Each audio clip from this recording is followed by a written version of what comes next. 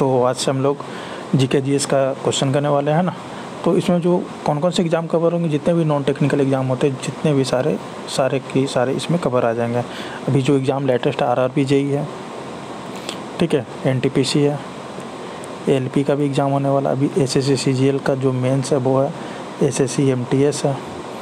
कोई भी ऐसा एग्ज़ाम नहीं होगा जिससे क्वेश्चन नहीं आएगा इस जो क्यूज का जो सेशन चलने वाला, ठीक है। तो सारे के सारे इम्पोर्टेंट मैक्सिमम क्वेश्चन इसमें रहेंगे।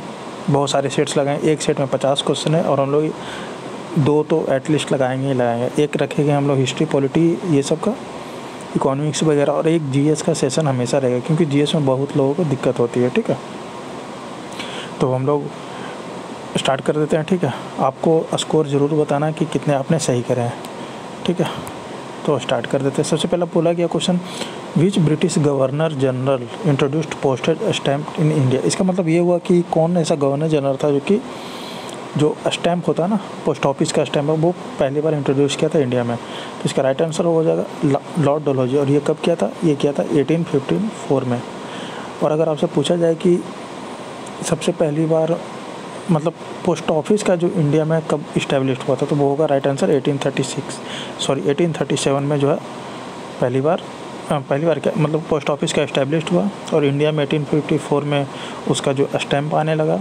और अगर एशिया में पूछ दिया जाए तो एशिया में शायद 1852 में ये हुआ था, स्टैम्प इंट्रोड्यूस हो गया था एशिया में, और इंडिया में 1854 में। और ये किसने किया था? इंडिया में लॉर्ड डलहौजी ने। सेकंड क्वेश्चन में आता है, the first telegraph line between Calcutta and Agra was opened. इसका राइट आंसर होगा 1853, ठीक है। The former princely state Nahan is a part of which state. जो नाहन है, जो पहले प्रिंसली स्टेट में आता था, वो अभी कौन से स्टेट में आती है? तो उसका राइट आंसर हो जाएगा हिमाचल प्रदेश, ओके। विच टाउन या city in India has got tower name, मतलब जो मीनार है वो मोहम्मद अली जिन्ना के नाम पे पड़ा गया, जो कि बहुत ही शर्म की बात है, क्योंकि अभी तक टावर है तो फिर मतलब कहें बोले। तो इसका राइट आंसर होगा गुंटूर। ये कहाँ? आंध्र प्रदेश में है, ठीक है। Which of the following act gave representation to the Indian for the first time in legislation. तो इसका राइट आंसर होगा इंडियन काउंसिल एक्ट 1909। और इसी को हम लोग क्या बोलते हैं? मार्ले मिंटो एक्ट भी बोलते हैं, ठीक है। और कोई भी एग्ज़ाम रहे उसमें ज़रूर से ज़रूर इंडियन काउंसिल एक्ट 1909 को पढ़ कर जाना। उससे बहुत सारे क्वेश्चन आते हैं, बहुत ज़्यादा, मार्ले मिंटो से, ठीक है। नेक्स्ट आते हैं, इसको इधर कर दे रहे हैं। Punjab was annexed to the British empire during the region of governor general. इसका मतलब बोला कि पंजाब जो एनेक्स्ड का मतलब होता है उसके अंदर आना, मतलब समा जाना। तो पंजाब जो टेरिटरी है, मतलब जो राज था, जो प्लेस था, वो ब्रिटिश एम्पायर के अंदर कब आ गई, किसके कार्यकाल में? तो इसका राइट आंसर जो हो जाएगा लॉर्ड डलहौजी, ठीक है। ये क्या है? हाँ, अब आते हैं नेक्स्ट क्वेश्चन की तरफ। The Mohammedan Anglo oriental college, अच्छा जो MA वो कॉलेज है अलीगढ़ है, वो फाउंडेड बाय क्या? इसका तो होगा सर सैयद अहमद खान, ठीक है। Who among the following is generally regarded as the pioneer of local self government. ये वेरी इंपॉर्टेंट क्वेश्चन आपको आएगा ही आएगा, कोई ना कोई एग्जाम में आपको आएगा ही आएगा। तो राइट आंसर इज रिपोन, ठीक है। Who is known as the grand old man of India. ये तो क्वेश्चन पता होना चाहिए। इसका राइट आंसर होगा दादा भाई नौरोजी। वेरी फेमस क्वेश्चन, आएगा ही आएगा। इतने सारे शिफ्ट है, कोई शिफ्ट में आपको आ जाएगा, ठीक है। Bahubali Desai most memorable achievement, ये नहीं आएगा बट एक बार पढ़ लेते हैं। Indian national army personnel raid for trial towards the end. इसका जो राइट आंसर हो जाता है, इसका हो जाएगा आपको 1945, हाँ 1945 में शायद, ठीक है। ये इम्पोर्टेंट नहीं है, ठीक है। हाँ, ये सब important. The first viceroy of the Portuguese in east was, मतलब जो हम लोग के जो पोर्तुगीज़ का जो था सबसे पहला वाइसरॉय कौन था? तो इसका याद होना चाहिए, फ्रांसिस्को द अल्मेडिया, ठीक है। नेक्स्ट में आते हैं हम लोग। The system of communal electrode in India was first introduce by. तो जो कॉम्युनल जो इलेक्ट्रोड हो रहा था, ठीक है, जो वोटिंग सिस्टम था वो कॉम्युनल बेस्ड पे होने वाले थे, तो वो सबसे पहले कौन इंट्रोड्यूस करा था? तो इसका राइट आंसर होगा मिंटो मार्ले रिफॉर्म, ठीक है। The system of dyarchy was introduce in India. तो डायरकी जो सिस्टम है वो सबसे पहली बार इंडिया में कब आया था? इसका राइट आंसर हो जाएगा 1990। ठीक है। The editor of young India and Harijan watch, इसको पता होना चाहिए। इसका राइट आंसर है महात्मा गांधी। महात्मा गांधी कितने तरह के तीन इंडिया में करते थे, नहीं हाँ मतलब कितने थे, एक था, एक यंग इंडिया हो गया, एक हरिजन हो गया और एक था इंडियन ओपिनियन। और इंडियन ओपिनियन जो था वो साउथ अफ्रीका का था। ठीक है। और ये वीकली रहता था। ओके, अब नेक्स्ट पे आते हैं। नील Darpan. Neel Darpan a play depicting the revolt against the indigo planters was written by. इसका मतलब जो नील दर्पण एक नाटक है, ठीक है, प्ले जिसको बोला जाता है इंग्लिश में, तो वो नील दर्पण में क्या दिखाया जाता है, जो इंडिगो का, जो आपने नील की खेती के बारे में सुना होगा, तो उसके अगेंस्ट जो रिवोल्ट कर रहे थे तो उसके बारे में वो दर्शाया गया था। तो ये जो नील दर्पण है वो किसके द्वारा लिखा गया है? तो इसका राइट आंसर है दीनबंधु मित्रा, और ये बंगाल के थे। Deshbandhu is the title of, तो राइट आंसर इज सी.आर. दास। देशबंधु क्या है, किसे टाइटल दिया गया? वो सी.आर. दास को दिया गया। ठीक है। और सी.आर. दास ये जो ब्रिटिश का जो इंग्लिश कपड़े होते हैं उनको जला दिया था और खादी कपड़े पहने थे। The Bhoodan movement was launched by, इसका राइट आंसर होगा विनोबा भावे।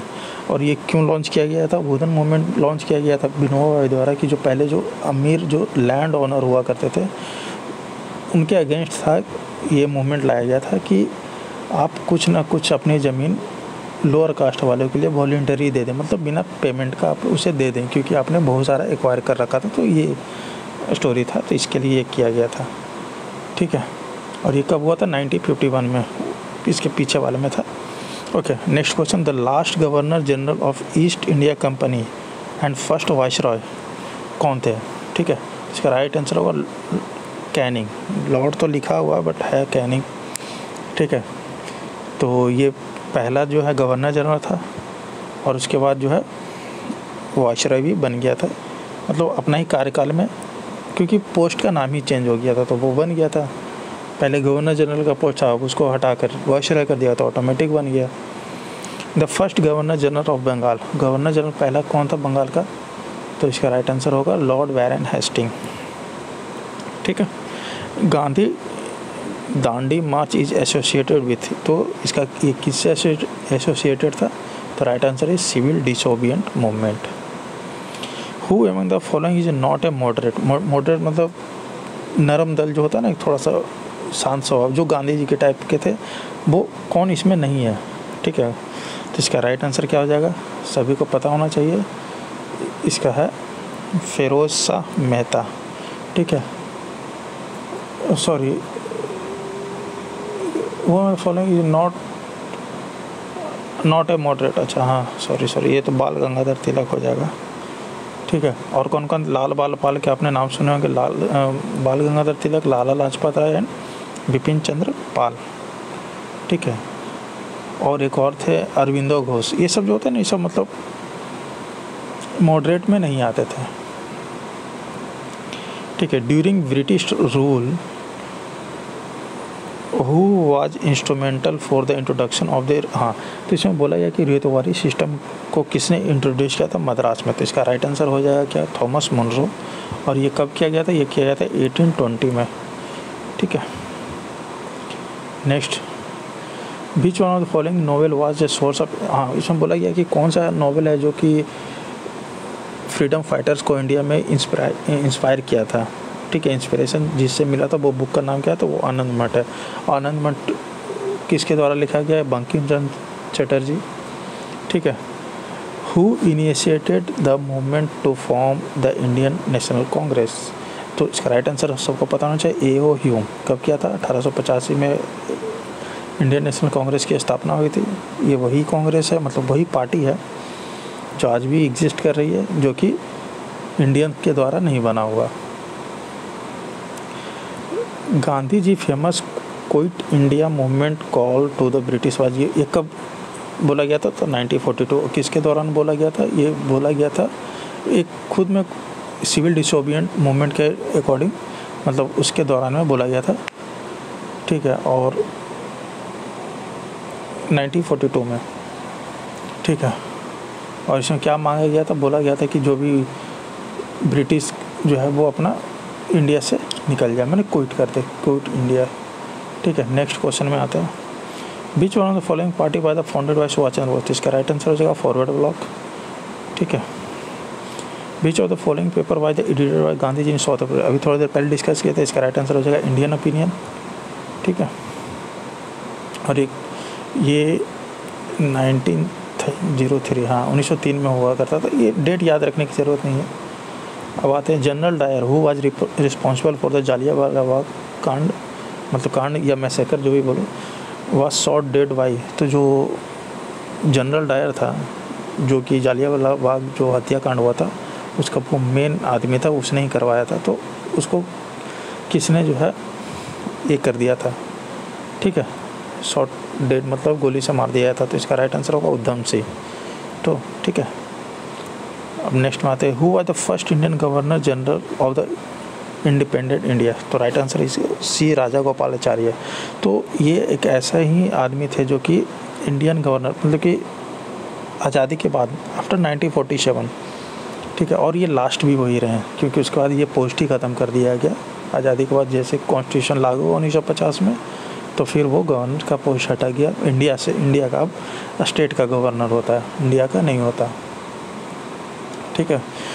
और उसके बाद आते हैं नेक्स्ट में, which of the following was not advocate by Mahatma Gandhi, तो इसका राइट आंसर होगा विलेज पंचायत। तो मतलब एडवोकेट का मतलब यहाँ पे ये कह रहा कि मतलब उसके अपोज में या फिर होता ना कि इसके बकाल, मतलब उस टाइप से, तो क्योंकि महात्मा गांधी पंचायत को सपोर्ट करते थे, ठीक है, तो ये था इसका। One of the following was the not associated with the Ghadar party, Ghadar party में कौन जो है वो एसोसिएट नहीं करता था, तो बाबा गुरदीप सिंह, बाकी लाल हरदयाल, मोहम्मद बरकतुल्लाह और सोहम सिंह बाखना, तो ये सब जो है गदर पार्टी से बिलोंग करते थे। वो was the first Indian to be elected as a member of British house of the commons, तो इसका राइट आंसर क्या हो जाएगा, इसका राइट आंसर है दादा भाई नौरोजी, हाँ 32 में दादा भाई नौरोजी जो वो फर्स्ट इंडियन है जो कि ब्रिटिश हाउस ऑफ कॉमन में ये हुए थे, मेंबर बने थे। Next, the first women president of the Indian, तो सबसे पहला प्रेसिडेंट वुमेन में कौन रही थी, राइट आंसर है एनी बेसेंट। और एनी बेसेंट कहाँ की थी, वो आयरिश, मतलब आयरलैंड की थी, आयरिश सिटीजन की थी। और ये प्रेसिडेंट कब बनी थी, 1917 में, कलकत्ता का सेशन में, ठीक है। और इंडिया का पूछा जाए तो इंडिया का आपको पता है सरोजिनी नायडू हो जाएगा, ठीक है। नेक्स्ट पे आते हैं, स्वराज, हाँ ये तो बहुत फेमस कोट है, Swaraj is my birth right and I shall have it, इसका मतलब स्वराज हमारा जन्मसिद्ध अधिकार है और हम उसे लेकर रहेंगे। ये एडवोकेटेड बाई मतलब किसके द्वारा कहा गया, तो इसका राइट आंसर हो जाएगा लोकमान्य तिलक। और यहाँ पे जो है एक था, एक सेकंड, इसमें शायद वाज होगा, नॉट नहीं होगा ना, ये तो following was advocate by Mahatma Gandhi, तो विलेज पंचायत। उनका मानना यह था कि जो इंडिया का जो आत्मा दिल है वो बसता है इंडिया के गांव में, अगर इंडिया का गांव जो है बढ़ेगा तो पूरा इंडिया ग्रोथ करेगा, तो उनका ये मानना था, ठीक है। Next, who was the nawab of Bengal during battle of Plassey, तो राइट आंसर है सिराजुद्दौला। ये लास्ट नवाब था क्योंकि ये मारा गया था, ठीक है, बैटल ऑफ प्लासी में ही, तो इसका राइट आंसर हो जाएगा सिराजुद्दौला। और कब हुआ था बैटल ऑफ प्लासी पूछा जाए तो ये 1757 में हुआ था, ठीक है। Next, name of the 3 important form मतलब बोला गया कि इसको आप ऑर्डर वाइज चलाना, ठीक है। तो ऑर्डर वाइज रखना है तो क्या होगा, पहले होता नॉन कॉर्पोरेशन, फिर सिविल ओबीडियंट, फिर बॉयकॉट, तो राइट आंसर इज 1, ठीक है। अच्छा नहीं, ऑर्डर नहीं, मतलब ऑर्डर नहीं करना, मतलब करेक्ट दिखाना, तो सब वो पहले था नॉन कॉर्पोरेशन था, फिर सिविल ओबीडियंट था और बॉयकॉट था। इसमें देखो, इसमें है जो नॉन कॉर्पोरेशन नहीं है और इसमें तो मेन है ही नहीं, तो इसका राइट आंसर 1 हो जाएगा, ये ऑर्डर नहीं था, ठीक है। नेक्स्ट पे आते हैं, when the East India Company was formed in Mughal, तो right answer is Akbar. Akbar के टाइम में वो इंडिया में आया था, ठीक है। और अकबर जो कहा शायद, हाँ अकबर जो है 1556 से लेकर 1606 तक, हाँ ये 1605 तक, सॉरी 1605 तक था जो भी मुग़ल एम्पायर में अकबर जो है वो ये कर रहा था, शासन कर रहा था। ठीक है, तो इसी के दौरान ईस्ट इंडिया कंपनी आई थी 1600 ईस्वी में, आप सबको पता है। ठीक है, अब आते हैं नेक्स्ट क्वेश्चन पे आते हैं। परमानेंट सेटलमेंट बोला गया है, permanent settlement of the Bengal was done by British governor, right answer है लॉर्ड कॉर्नवालिस। ठीक है, ये जमींदार वाला था। इसमें क्या था पता कि जो 89 और 11 का शेयर में आपको बांटना था, और 11 जो है वो लेगा, 89 जो है मतलब 89% जो उसको फिक्स चाहिए था स्टेट को, मतलब जो गवर्नमेंट है उसको। ठीक है, who give the title of sardar to the Vallabhbhai Patel, इसका राइट आंसर क्या हो जाएगा? इसका हो जाएगा जवाहरलाल नेहरू बोले थे। और ये कब हुआ था? जो बरदौली का जो सत्याग्रह हो रहा था 1930 में, उसके दौरान ये बोला गया था। On April 12, 1944 Subhash Chandra Bose hosted, मतलब कि सुभाष चंद्र बोस ने जो है इंडियन फ्लैग को लहराया था। कौन से टाउन या शहर या सिटी कहाँ पे लहराया था? On April 12, 1944। तो राइट आंसर इज मणिपुर होगा, right answer is Manipur. Name of the political guru of Mahatma Gandhi ji, very important question. इसका राइट आंसर इज कहाँ? ये Gopal Krishna Gokhale, yes right answer is Gopal Krishna Gokhale. इसे पॉलिटिकल गुरु बोला जाता है महात्मा गांधी को। The Indian national Congress had its first meeting, ये सबको पता होना चाहिए, बॉम्बे कब हुआ था? 1885 में, क्योंकि उसी टाइम इसका शुरुआत भी हुआ था। बेगम हजरत महल लेड द, बोला गया कि जो बेगम हजरत महल थी वो जो 1857 का जो विद्रोह हुआ था, ठीक है, तो वो कहाँ से लीड कर रही थी इस रिवॉल्ट को? तो इसका राइट आंसर क्या हो जाएगा? इसका राइट आंसर होगा लखनऊ। चंपारण सत्याग्रह वाज रिलेटेड टू, तो चंपारण है राइट आंसर इंडिगो। ठीक है, अब आते हैं क्या, who among the following implemented doctrine of lapse, very important question, very important question. तो इसका राइट आंसर लॉर्ड डलहौजी। ठीक है, who of the following attended all the 3 round of the table conference, तो ये जो जिसको आप लोग गोल मेज बोला जाता है, तो कौन ऐसा जो तीनों राउंड को अटेंड किया था? तो right answer is B R Ambedkar. Okay, the call of back to the Vedas was given by, तो स्वामी दयानंद सरस्वती, यही है जो आपको आर्य समाज के फाउंडर भी हैं। ठीक है, इनका कहना था कि छोड़ो ये ज़्यादा लंबा डिस्कशन हो जाएगा। When was the all India women conference found, तो इसका राइट आंसर हो जाएगा 1927। ये डायरेक्ट क्वेश्चन आता है और आया भी है, इसमें मैक्सिमम क्वेश्चन जो आया हुआ। The Kuka movement started in mid 19th century, ठीक है, तो 19वीं सेंचुरी में जो है वो कुका मूवमेंट हुआ, तो वो कहाँ? तो इसका राइट आंसर होगा वेस्टर्न पंजाब। ठीक है, the Kuka movement started in the mid 19th century in western Punjab. Which of the following can be considered the most useful and outstanding reforms made by Lord Curzon, especially in respect of the people living in undivided province of Punjab? ठीक है, तो ये थोड़ा सा ये इसका short में हम बता दें। इसका मतलब ये हो कि लॉर्ड कर्जन का सबसे मतलब यूजफुल जो उपयोगी और बहुत बढ़िया रिफॉर्म्स कौन सा रहा है? तो उसका रहा एग्रीकल्चर को लेकर था। ठीक है, तो एग्रीकल्चर रिफॉर्म। ओके, अब 50 क्वेश्चन एक सेट के हो गए, अभी हम लोग सेकंड सेट लगाएंगे। ठीक है।